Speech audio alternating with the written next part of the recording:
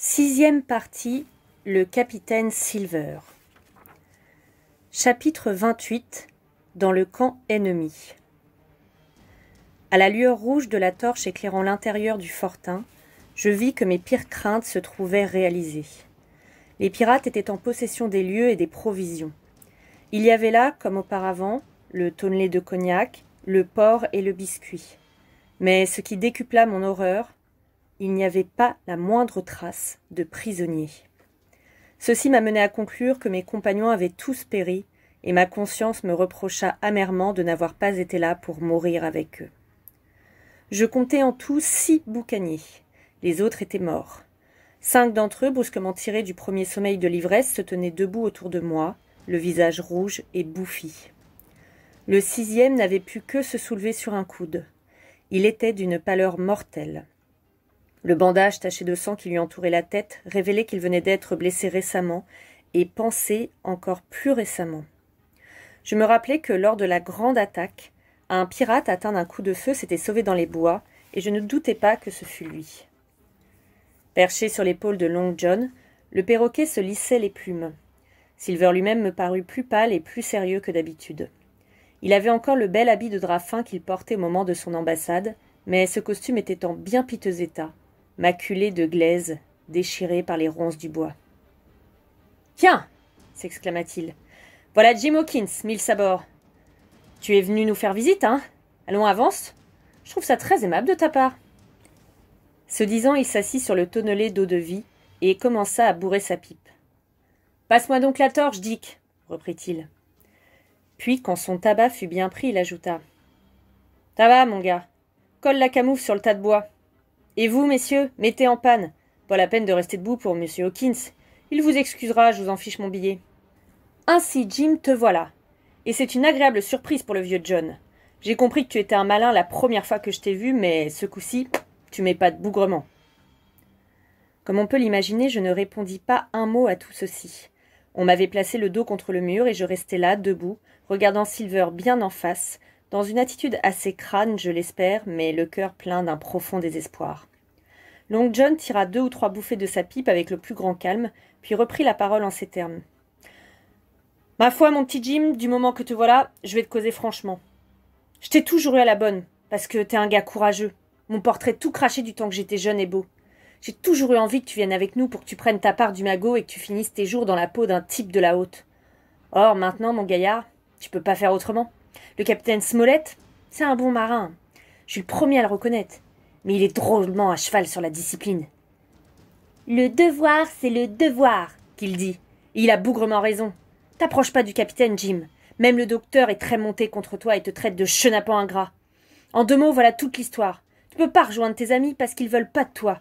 Et sauf que tu veuilles faire une 3e bande à toi tout seul, ce qui manquerait de compagnie, faut que tu passes du côté du capitaine Silver. Jusque-là, tout allait bien. Mes amis étaient donc encore en vie. Tout en croyant qu'ils m'en voulaient de ma désertion, comme l'affirmait Silver, je me sentais plus soulagée qu'alarmée par ce que je venais d'entendre. « J'insiste pas sur le fait que tu es entre nos mains, » poursuivit le cuisinier. « Et pourtant tu es bien, je t'en fiche mon billet. Moi, je suis pour les raisonnements. Les menaces, ça donne jamais rien de bon. Si ça te plaît de servir sous mes ordres, viens avec nous. Si ça te plaît pas, Jim, ma foi, tu es libre de répondre non. Libre comme l'air, camarade. Que le diable m'emporte si jamais un marin a parlé plus loyalement. » « Est-ce que je dois répondre ?» demandai-je d'une voix tremblante, car tout au long de ce discours sarcastique, j'avais senti la menace de la mort suspendue au-dessus de ma tête, de sorte que mes joues étaient en feu et que mon cœur battait douloureusement dans ma poitrine. « Mon petit gars, personne ne te presse. Fais ton relèvement. Nous, on te bousculera pas, camarade. Le temps passe très agréablement en ta compagnie. »« Eh bien, répliquai-je en m'enhardissant, s'il me faut choisir, j'estime que j'ai le droit de savoir de quoi il retourne, pour quelle raison vous êtes ici et où se trouvent mes amis. »« Quoi il retourne ?» grommela un des boucaniers. « Celui qui serait ça, il aurait une rude veine. »« Toi, je te prie de condamner tes panneaux jusqu'à temps qu'on te cause, » cria Silver d'une voix farouche à l'adresse de l'interrupteur. Ensuite, reprenant son ton gracieux, il me répondit en ces termes. « Hier matin, monsieur Hawkins, pendant le premier quart, voilà le docteur Livesey qui s'amène, un drapeau blanc à la main. « Capitaine Silver, qu'il me dit, vous êtes trahi, le bateau a disparu. » Ma foi, je dis pas qu'on n'avait pas pris un verre et chanté un peu pour le faire descendre, mais il y en avait au moins un de nous qui avait monté la garde. Alors voilà qu'on se tourne du côté de la mer et 1000 tonnerres, le bateau était plus là. J'ai jamais vu une bande d'andouilles avoir l'air plus abasourdie. Et j'avais l'air plus abasourdi que tous les autres, je t'en fiche mon billet. Eh bien, que dit le docteur, nous allons faire un marché. Alors on a fait un marché, lui et moi. Et nous voilà installés ici. Les provisions, l'eau de vie, le fortin, le bois brûlé que vous avez eu l'attention de couper, bref, comme qui dirait, tout le sacré bâtiment, depuis les barres de une jusqu'à la carlingue, tout ça est à nous. Quant à eux, ils ont déguerpi et je sais pas où ils sont passés. Il tira tranquillement une nouvelle bouffée de sa pipe, puis l'ajouta. Et des fois que tu te serais fourré dans la tête que tu étais compris dans le traité, voici les derniers mots qu'on a échangés. Combien que vous êtes à partir, que j'ai demandé. 4, qu'il m'a répondu. 4, dont un blessé. Quant à ce gamin, j'ignore où il est et je m'en moque. Il peut s'en aller au diable s'il veut, nous l'avons assez vu. Voilà ce qu'il a dit, le docteur. C'est tout, demandai-je. Ma foi, c'est tout ce que tu dois savoir, fiston. Et maintenant, il faut choisir. Et maintenant, il te faut choisir. Je t'en fiche mon billet. Eh bien, je ne suis pas assez bête pour ne pas me douter de ce qui m'attend. Même si le pire doit m'arriver, je m'en moque. J'ai vu mourir trop de gens depuis que je vous connais. Mais j'ai 2 ou 3 choses à vous dire. En premier lieu, vous êtes en mauvaise position. Vous avez perdu le bateau, vous avez perdu le trésor, et vous avez perdu des hommes. Tous vos projets sont ruinés, et si vous voulez savoir à cause de qui, eh ben c'est à cause de moi. J'étais dans le tonneau de pommes le soir où nous sommes arrivés en vue de l'île. Je vous ai entendu causer, vous, John, et vous, Dick, et Hans, qui est maintenant au fond de la mer, et j'ai répété chacune de vos paroles dans l'heure qui a suivi. Quant à la goélette, c'est moi qui ai coupé son amarre, c'est moi qui ai tué les 2 hommes que vous aviez laissés à bord, c'est moi qui l'ai conduite à un endroit où aucun de vous ne la verra jamais plus. Les rieurs sont de mon côté. J'ai monté toute cette affaire depuis le début. Je n'ai pas plus peur de vous que d'une mouche. Tuez-moi ou épargnez-moi à votre guise, mais j'ai encore une chose à ajouter. Si vous m'épargnez, j'oublierai le passé, et quand vous serez mis en jugement pour piraterie, je ferai tout mon possible pour vous sauver. C'est à vous de choisir. Ou bien vous me tuez, cela ne vous sert de rien, ou bien vous m'épargnez et vous gardez un témoin qui peut vous éviter la potence. Je cessai de parler car, vous pouvez m'en croire, j'étais à bout de souffle. À ma grande stupeur, aucun de ces hommes ne bougea. Tous me regardaient d'un air ahuri comme un troupeau de moutons. Et pendant qu'ils gardaient les yeux fixés sur moi, je poursuivis en ces termes. « Monsieur Silver, je crois que vous êtes le meilleur de la bande. C'est pourquoi, si les choses en viennent au pire, je vous prie de bien vouloir dire au docteur comment je me suis comporté. »« Je m'en souviendrai, » répondit-il d'un ton si étrange que je ne pus absolument pas discerner s'il se moquait de ma requête ou s'il avait été favorablement impressionné par mon courage. « J'ai quelque chose à dire !» s'écria le vieux marin au teint d'acajou que j'avais vu dans la taverne de Long John sur les quais de Bristol. « C'est lui qui a reconnu Chien Noir !»« Et moi, j'ai encore autre chose à ajouter, 1000 tonnerres !» s'exclama le cuisinier. « C'est ce même gamin qui a chapardé la carte à Billy Bones. Du début à la fin, on s'est échoué sur Jim Hawkins. »« Alors voilà pour lui !» dit Morgan en proférant un juron. Et il se leva d'un bond, brandissant son coutelas avec autant d'agilité que s'il avait eu 20 ans. « Halte là !» s'écria Silver. « Pour qui tu te prends, Tom Morgan? C'est-tu que tu crois être capitaine, des fois? Par le diable, je vais te montrer que tu te trompes. Avise-toi de me contrer, je t'enverrai là où de braves gars sont allés avant toi depuis 30 ans. Les uns au bout d'une vergue, 1000 tonnerres, les autres par-dessus bord. Et tous pour nourrir les poissons. Y a pas un seul homme qui m'a tenu tête et qui a vu la lumière du jour le lendemain. Je t'en fiche mon billet, Tom Morgan. » L'interpellé s'immobilisa, mais ses camarades poussèrent un grondement sourd. « Tom a raison, » dit l'un. « Je me suis laissé bousculer assez longtemps par le capitaine Smollett, » ajouta un autre. « Je veux être pendu si je me laisse bousculer par toi, John Silver. » « C'est-il que par hasard un de ces messieurs voudrait s'expliquer avec moi ?» demanda Long John d'une voix tonnante en se penchant en avant, sa pipe toujours allumée dans sa main droite. « Dites carrément ce que vous fricotez. Vous êtes pas muet, non? Celui-là qui me cherche est sûr de me trouver. J'aurais pas vécu tant d'années pour qu'un sacré fils d'ivrogne vienne se coller en travers de ma route sur la fin de mon existence. Vous connaissez les usages, puisque vous êtes tous des gentilshommes de fortune que vous dites. Bah c'est bon, je suis prêt. Si on a un qui a assez de cran, il a qu'à prendre son couteau, et je lui fous les tripes au soleil tout béquillard que je suis, avant que ma pipe soit vide. » Pas un ne broncha. Pas un ne souffla mot.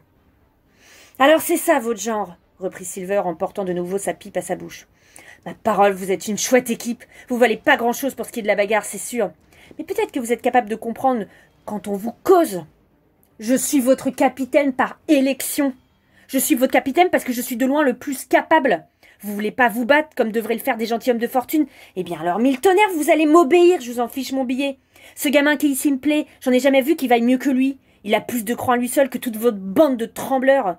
Et j'ai une bonne chose à vous dire, que personne s'avise d'y toucher, ou sans ça, ouais, je vous en fiche mon billet. » Ce discours fut suivi d'un long silence. Je me tenais droit et raide contre le mur. Mon cœur battait toujours comme un marteau de forgeron, mais je voyais maintenant luire un rayon d'espoir. Silver, appuyé contre la paroi, les bras croisés, la pipe au coin de la bouche, avait l'air aussi calme que s'il était à l'église. Toutefois, il regardait sans cesse autour de lui à la dérobée et surveillait du coin de l'œil ses partisans rebelles. Ces derniers s'étaient peu à peu groupés à l'autre bout du fortin. Leur chuchotement résonnait sans arrêt à mes oreilles comme le murmure d'un ruisseau. Parfois, ils levaient la tête l'un après l'autre, et l'espace d'une seconde, la rouge lueur de la torche tombait sur leurs visages inquiets. Mais c'était vers Silver, et non vers moi, qu'ils tournaient les yeux. « Vous avez l'air d'avoir pas mal de choses à dire, » fit observer Long John en crachant loin devant lui. « Allons, dégoisez-moi ça tout de suite, ou bien mettez à la cape !»« Mon pardon, capitaine, » répondirent des pirates. « Mais si t'en prends un peu trop à ton aise avec certaines règles, on espère que tu voudrais bien respecter les autres. L'équipage est pas content. L'équipage veut pas qu'on l'embête. L'équipage a des droits, comme tous les autres équipages, je me permets de te le dire. Et d'après tes propres règles, nous avons le droit de discuter le coup entre nous. Mande pardon, capitaine, vu que je te reconnais comme mon capitaine pour l'instant.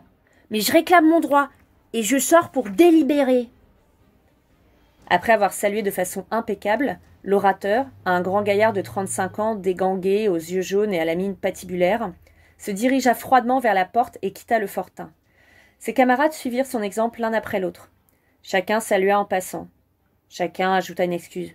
« C'est conforme aux règles, » dit l'un. « Conseil de gaillard d'avant, » déclara Morgan. Et tous s'en allèrent ainsi, me laissant seul avec Silver dans le fortin éclairé par la torche. Le cuisinier retira immédiatement sa pipe de sa bouche, puis me dit d'une voix ferme mais à peine perceptible. « Écoute-moi bien, Jim Hawkins. Tu es à 2 doigts de la mort, et chose bien plus terrible, de la torture. Ils vont me balancer, mais fais bien attention à mes paroles. Je reste de ton côté, quoi qu'il arrive. J'en avais pas l'intention jusqu'à ce que tu aies raconté ton histoire. J'enrageais de perdre tout ce magot et d'être pendu par-dessus le marché. Mais j'ai vu que tu étais un gars à la hauteur. Je me suis dit, si tu soutiens Hawkins, John, Hawkins te soutiendra. Tu es sa dernière carte et Miltonaire John, lui, c'est ta dernière carte à toi. Faut s'épauler, nous deux, que je me suis dit. Sauve ton témoin et il te sauvera de la potence. » Je commençais à comprendre vaguement. « Vous voulez dire que tout est perdu ?» demandai-je.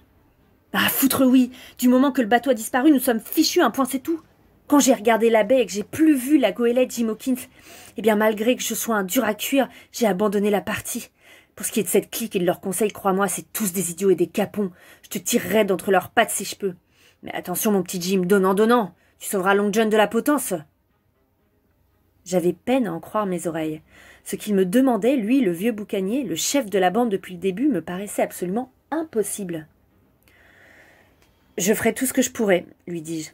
« Marché conclu !» s'écria-t-il. « Tu as parlé crânement et 1000 tonnerres, il me reste une chance. » Il clopina jusqu'à la torche fichée dans le tas de bois, à laquelle il ralluma sa pipe. « Crois-moi bien, Jim, » dit-il en revenant sur ses pas. « Faut pas t'y tromper. J'ai la tête sur les épaules. À présent, je suis du côté du châtelain. Je sais que tu as mis le bateau en sûreté quelque part. Comment que t'as fait ton compte? J'en sais rien, mais il est bel et bien en sûreté. Je suppose que Hans et O'Brien ont tourné Kazakh. J'ai jamais eu beaucoup de confiance en eux. Écoute-moi bien, Jim. Je pose pas de questions et je permettrai pas aux autres d'en poser. Quand une partie est perdue, je m'en rends compte. Et quand un gars est sûr, je m'en rends compte aussi. Ah, toi qui es jeune, qu'est-ce qu'on aurait pu faire ensemble, toi et moi? » Il ouvrit le robinet du baril de cognac et emplit un gobelet d'étain. « Veux-tu y goûter, camarade ?» me demanda-t-il. Puis, sur mon refus, il ajouta. « Moi, je vais en avaler un bon coup. J'ai besoin de me calfater l'estomac car va y avoir du grabuge. Et à propos de grabuge, pourquoi que ce sacré docteur m'a donné la carte, Jim ?» Mon visage exprima un étonnement si sincère qu'il jugea inutile de me poser d'autres questions. « Pourtant, il me l'a bel et bien donné, reprit-il. Il y a quelque chose là-dessous, Jim. Il y a sûrement quelque chose, ça fait pas de doute, du bon ou du mauvais. » Sur ces mots, il avala une autre rasade de cognac, puis secoua sa grosse tête blonde comme un homme qui s'attend au pire.